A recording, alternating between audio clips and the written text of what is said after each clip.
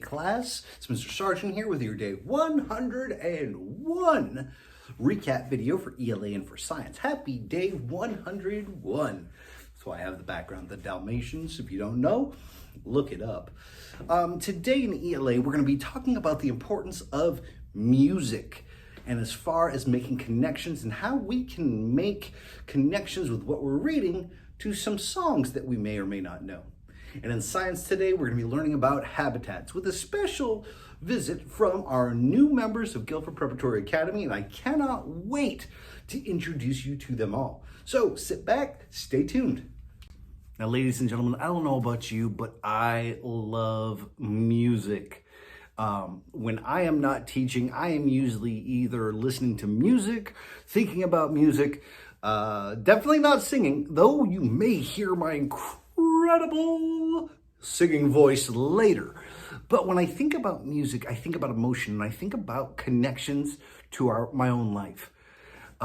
Sometimes songs just help you remember things of your past. They help you remember a time where you were really happy, or sometimes really sad. Maybe a song helps you remember someone you may have lost before, or a former friend, or something like that.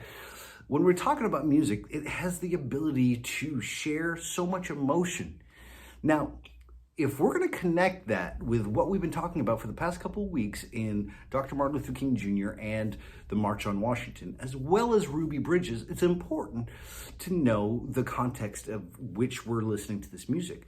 Now, we are going to focus on one song today, and I cannot wait to share it with you and show it to you. But as you read it and listen to it, look at the lyrics and see just what connections we can make. But first, we need to go to the Science-Tron 10,000 and take a look at our questions of the week.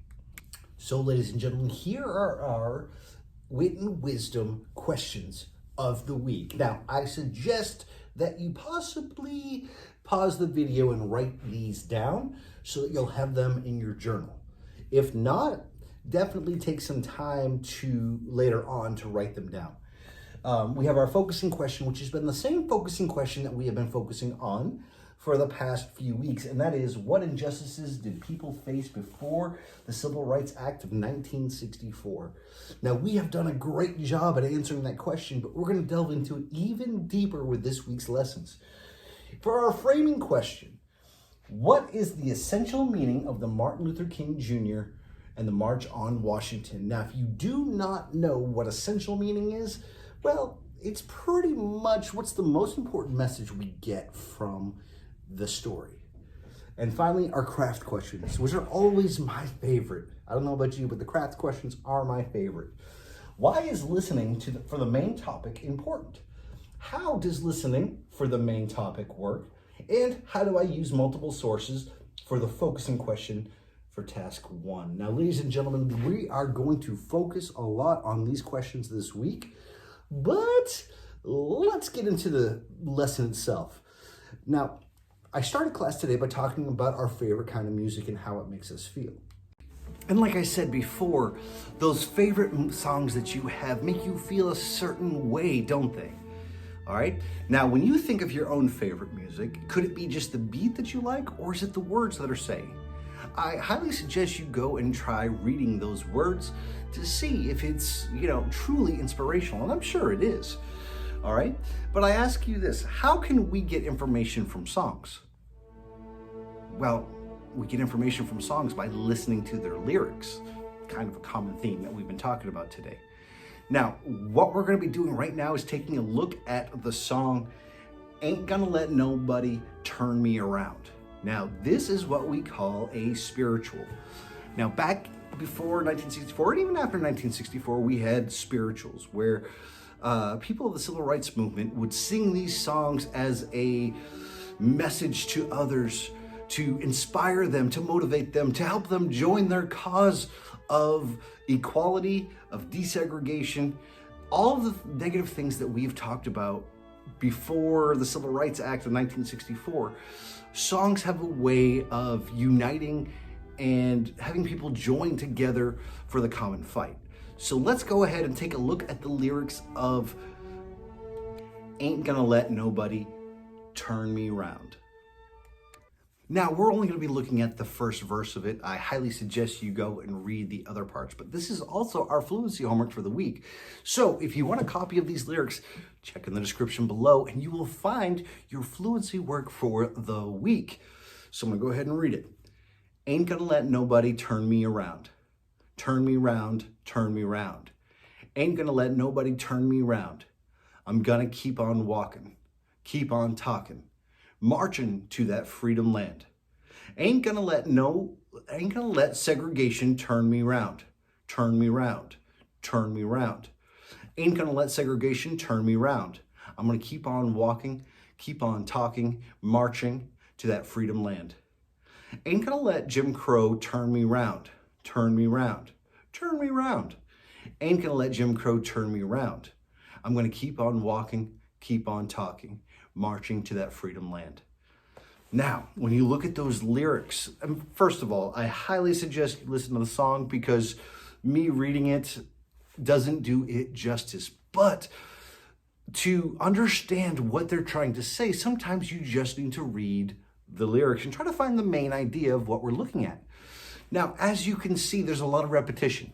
Now, as we know with poetry, when you repeat something, this is important parts that you want your reader, or in this case, the person listening to your song, to remember. Now, one thing that is repeated a lot is the title. Ain't gonna let nobody turn me round. Well, what does that mean? We had some great answers in class today where they talked about you're not going to let anybody put you down. You're not going to let anybody make less of you or treat you unequally. Well, think about the connections that we made with the Civil Rights Act of 1964 and the stories that we've read. Here we have characters like Ruby Bridges and Martin Luther King Jr. who didn't let people put them down. They knew what was right and they fought for what was right. Another thing that's repeated is, I'm going to keep on walking, keep on talking, marching to that freedom land. Ladies and gentlemen, this is a protest. This is a battle cry for others to join in the march.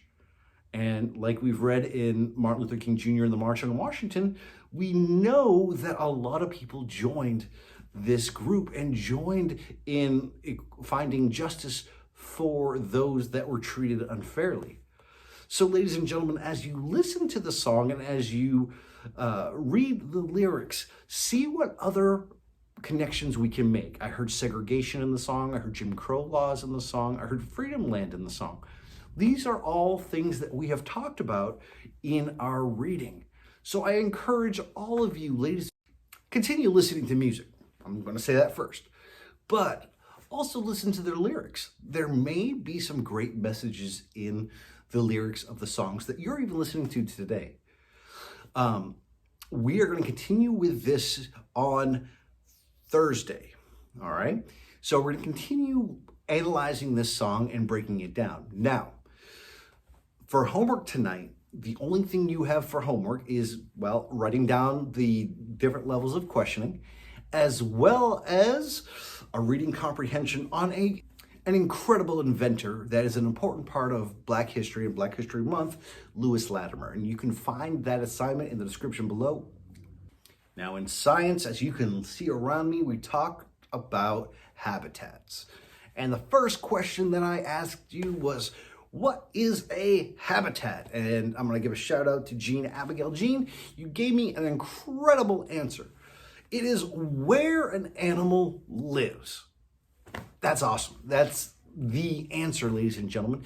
A habitat is where animals live. Now, in order to live, though, well, you need some specific needs. There's something that animals need to survive.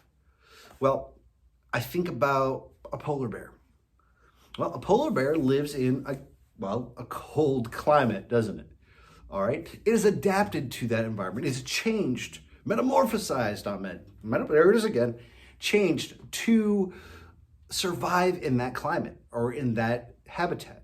If you put a polar bear in the jungle, well, chances are it's not going to have its needs met. And when we talk about needs, we're talking about food, water, shelter, companionship, space. Listen, In order for an animal to survive, it does have to have the appropriate habitat. All right? So the assignment that I gave you today was to create your own habitat. What do you need? We are all mammals, aren't we? What do you need in order to survive? And I asked you to draw a picture of yourself as well as an environment or a habitat around you that shows all the things that you need to survive. Now, like I promised, ladies and gentlemen, I want to introduce you to, well, the newest members of GPA and take a look at their habitat. Now, ladies and gentlemen, as you can see, we at GPA are lucky enough to have a brand new aquarium. Now, in this aquarium, you will see a few fish. We got 5 fish, and I cannot wait to see who can come up with some creative names. And they are beautiful fish. Sometimes I find myself just sitting here and watching them swim. There's something relaxing about that. But if we're talking about their habitat, now their natural habitat is in, well, the water, of course, but their natural habitat would be in a tropical area. Now, if you look at this right here, where you see all the different parts of the aquarium, you see we have tried to replicate or try to make the habitat suitable for each one of these fish. Now, if you look, they have gravel, they have rocks, they have places to hide. So there's their homes. So we got their shelter. We know that they got plenty of water.